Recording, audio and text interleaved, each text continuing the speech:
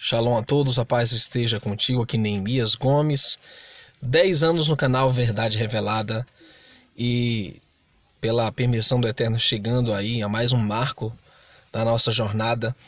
Quero mostrar para vocês hoje o que está acontecendo não só no mundo, envolvendo o Brasil, as restrições, o direito de culto, liberdade religiosa.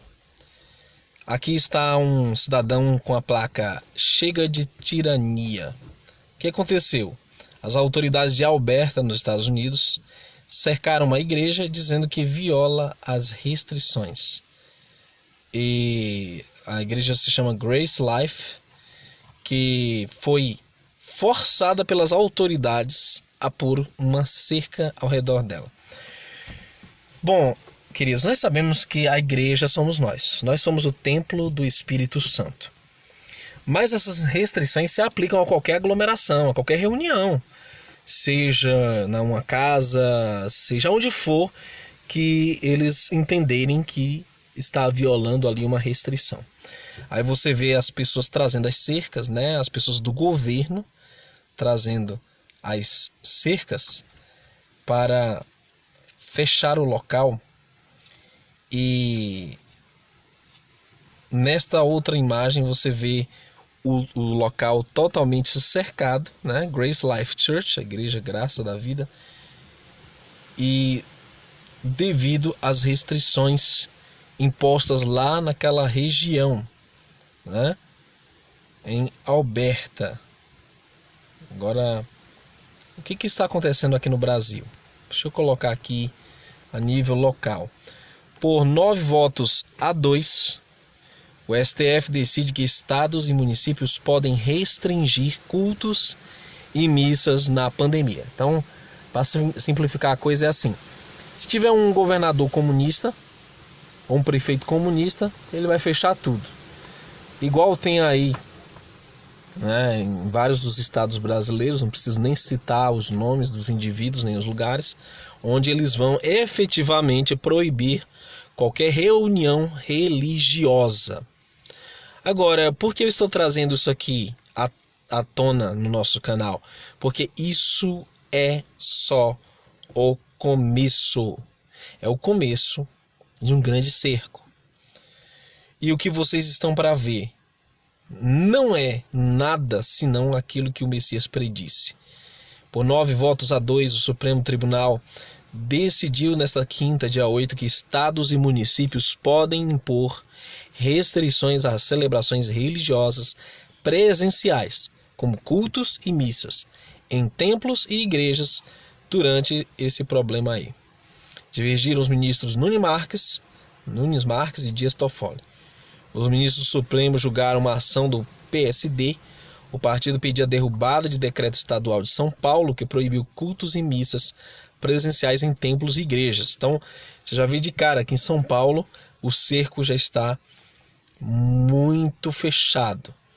O julgamento foi marcado para esta semana pelo presidente do STF, Luiz Fux, após decisões conflitantes sobre o mesmo tema dos ministros Nunes Marques e Gilmar Mendes. No sábado 3, ao julgar pedido da Associação Nacional dos Juristas Evangélicos, ANAJURE, o ministro Nunes Marques aceitou o argumento da liberdade religiosa e proibiu que celebrações em templos e igrejas fossem vetadas por estados, municípios e Distrito Federal em razão desse problema biológico. E na segunda, dia 5, o ministro Gilmar Mendes tomou uma decisão divergente. Ele rejeitou liminarmente, provisoriamente, a ação do PSD, que pedia a derrubada do decreto estadual que proibiu cultos e missas em São Paulo devido ao problema biológico e enviou o caso ao plenário do STF. Agora, raciocine comigo. O que nós estamos vendo acontecer? Direito de ir e vir já era, né? Com os confinamentos, etc. O direito de culto, liberdade religiosa, também já era, pelo que nós estamos vendo no Brasil. O direito de liberdade de expressão também praticamente já está quase no fim. Não se pode falar a verdade em linhas claras, a não ser por um sistema alternativo como esse do Telegram, que estamos atuando. Inclusive tem um vídeo lá que é inédito e você precisa ver e compartilhar. Tá? Eu vou deixar o link aqui do Telegram. Não se pode nem citar sobre o assunto, para você ver o nível em que nós chegamos. Então, o que nós estamos vivendo, senhores? Se isso é ou não é uma nova ordem mundial, eu não sei como chamar isso. Estamos vivendo uma lei marcial.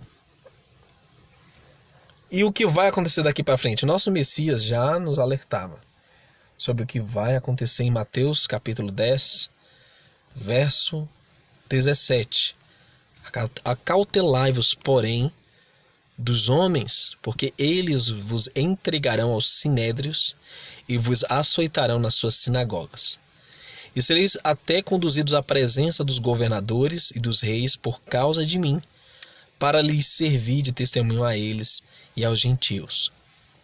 Mas, quando vos entregarem, não vos dê cuidado como o que haveis de falar, porque naquela mesma hora vos será ministrado o que haveis de dizer. Porque não sois vós quem fala, mas o Espírito de vosso Pai é que fala em vós. E o irmão entregará à morte o irmão, e o pai o filho, os filhos se levantarão contra os pais e os matarão.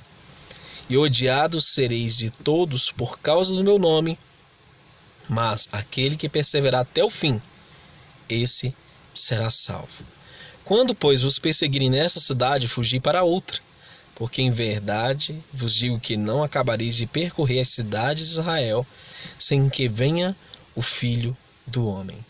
Não é o discípulo mais do que o mestre, nem o servo mais do que o seu mestre?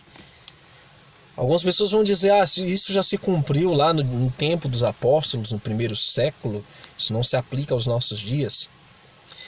Eu pergunto, nós não estamos vivendo situações semelhantes? Esse cerco que está ocorrendo prepara o mundo para outros cercos. E esse estreitamento vai levar a prisões, multas. Agora eu pergunto para vocês, amados. Pedro, Paulo, eles pararam de pregar, né? João parou de pregar quando foi perseguido. Quando você lê o livro de Atos, você vê ali uma tipologia do que vai acontecer nesses últimos tempos. E nós vamos chegar a um ponto de a pregação ser motivo de prisão, ou até falar no nome do Messias quando o antimessias se manifestar. Você acredita nisso? Pois assim está predito nas Escrituras que será.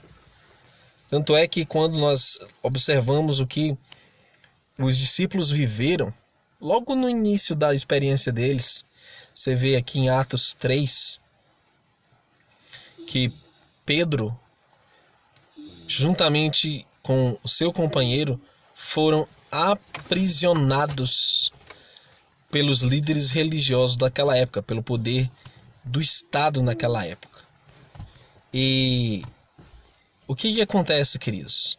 Atos 4 diz que eles foram interrogados e foi dito que eles não deveriam falar mais no nome do Messias.